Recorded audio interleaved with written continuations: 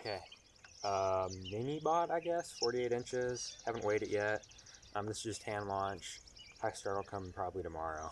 Just don't have time to hook it up. Hopefully I can keep it in frame. It needs lots of rudder.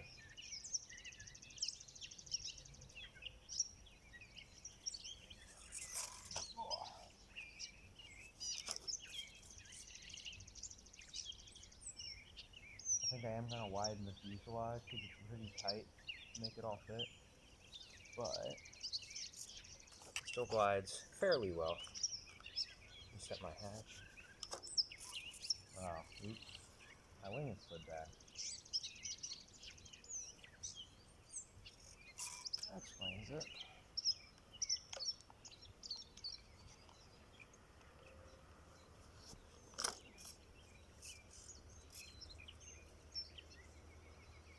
If I'm honest, I think the drifter glides better. This is decent, but I think the drifter outperforms it in terms of sync rate as well as L over D. I don't know why that would be.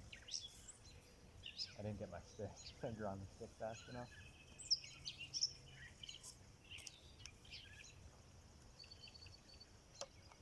Need more rubber bands on the thing.